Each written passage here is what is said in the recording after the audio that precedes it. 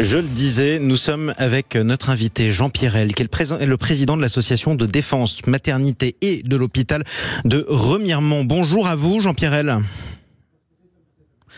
Et bienvenue sur Sud Radio. Jean Pirel, président de l'association de défense de la maternité de l'hôpital de Remiremont, avec des manifestations pour sauver l'hôpital et la maternité dans cette petite ville de 7000 habitants dans les Vosges. Pourquoi cet hôpital est en danger ?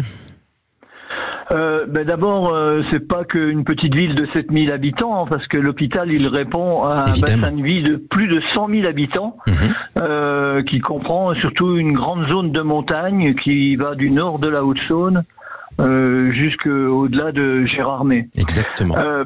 Donc c'est quand même une situation géographique particulière, qui nécessite aussi des réponses particulières de la part de l'administration.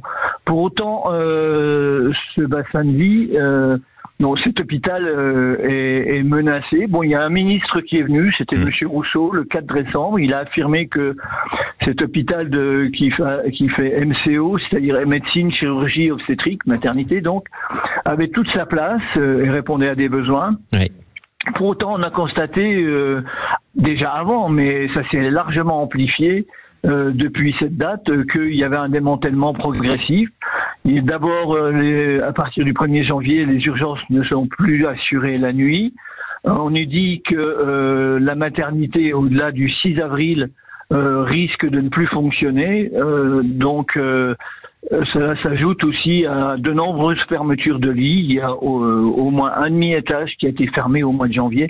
Donc on constate un démantèlement progressif de cet hôpital. Et c'est une situation en tout cas qui montre que ça va mal à l'hôpital. Quoi qu'il arrive, il faut aussi parler des problèmes dont souffre cet hôpital et que malheureusement pour vous, vous connaissez bien. C'est-à-dire que c'est un hôpital qui est visé par 12 plaintes, dont 8 pour homicide involontaire. Qu'est-ce qui se passe dans cet hôpital ?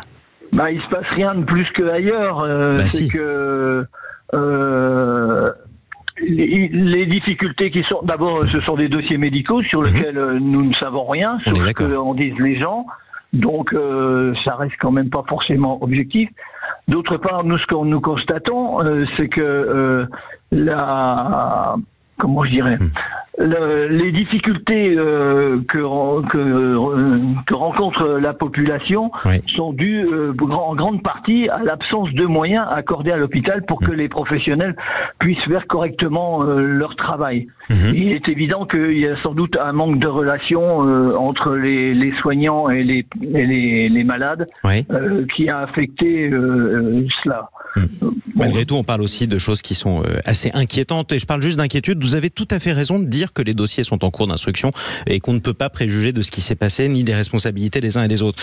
En revanche, quand on regarde ce qui s'est passé, c'est que vous avez des morts qui sont considérées comme suspectes et des plaintes qui sont accumulées dans cet hôpital. Mais je suis pas porte-parole de l'association qui défend les plaignants. Non, bien sûr, mais on parle de l'hôpital. On a bien compris. Nous sommes représentants des usagers.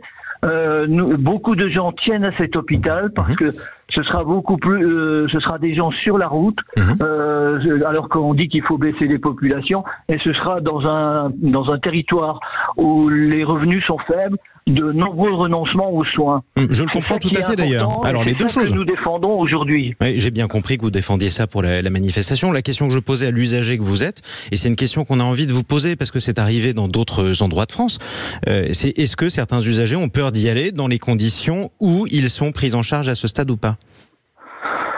Je n'en suis pas certain, voilà ce que je peux vous dire. Moi, j'y vais, voilà. C'est très bien, en tout cas. C'est bien que vous puissiez le dire. Vous pouvez le dire, c'était une question de bonne foi qui vous était posée, cher monsieur Jean Pirel, ce qui est normal. Il est à combien de kilomètres le prochain hôpital ? Oui, mais ça c'est la question piège, parce que l'administration. Pourquoi question piège ? Parce que l'administration elle parle en kilomètres d'établissement à établissement. Oui. Or, le problème, c'est imaginer un entonnoir. À la pointe de l'entonnoir, il y a Remiremont. Et les gens, ils sont à 30-40 kilomètres de la pointe de cet entonnoir.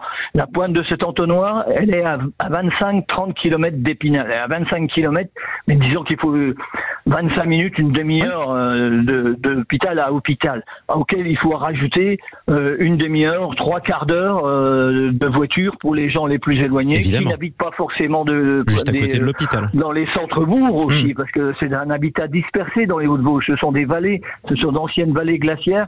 Donc, on n'est jamais à vol d'oiseau, vous avez raison de le rappeler, c'est pour ça que c'était pas une question piège, au contraire, c'est une conséquence sur ce qui pourrait changer. Je dis ça, monsieur, excusez-moi, mais je vous dis ça parce que l'administration compte comme ça, voilà, c'est pour ça que je réagis de cette manière. Bon, vous allez dans manifester. Les rapports, on dit Épinal est à 20 km, bon, d'accord, mais c'est pas la réalité pour les gens. Bon, et puis parfois toutes les routes de 20 km ne sont pas aussi longues les unes que les autres, c'est logique, vous avez parfois des virages, vous êtes parfois derrière un tracteur, derrière un camion, ça arrive, c'est arrivé à beaucoup de Français aussi sur certaines routes, c'est logique. Ce qui vous arrive malheureusement vous êtes arrive ailleurs. Qu'il neige, ben, c'est compliqué. Exactement, spécialement dans les Vosges. Malgré tout, vous allez manifester, donc, et vous demandez précisément quoi? Des assurances? Alors, on demande la réouverture des urgences la nuit, le maintien de la maternité, le maintien de la pédiatrie et de la néonatologie niveau 2, et la formation en nombre de médecins et de professionnels de santé. Bien sûr. Est-ce que vous avez un message à adresser à ceux des usagers dont vous faites partie, mais qui eux ont eu un accident, et je parle pour l'instant que d'accident parce que c'est pas, on n'a pas davantage d'éléments pour dire que c'est autre chose qu'un accident dans cet hôpital, notamment les plaignants. C'est des usagers comme vous, qu'est-ce que vous leur dites aujourd'hui? Non, s'il y a eu préjudice, ben, la justice le dira. C'est normal que ce soit réparé.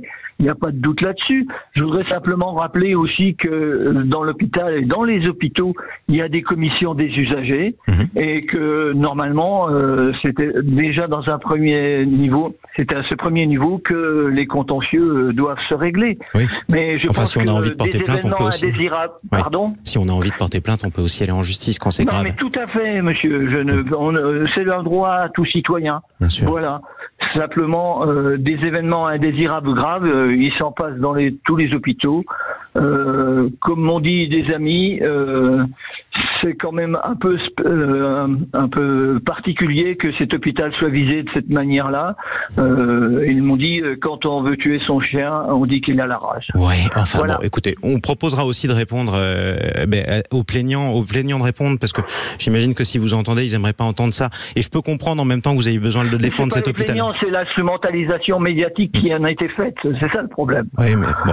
Écoutez, en tout cas, vous aurez pu le dire sur Sud Radio, et merci d'avoir pu le dire sur Sud Radio. Bon courage pour la manifestation, Jean Pirel. Merci, monsieur. Bonne journée. Bonne journée à vous également. Vous êtes président de l'association de défense de la maternité et de l'hôpital de Remiremont. Tiens, continuons à parler santé sur Sud Radio.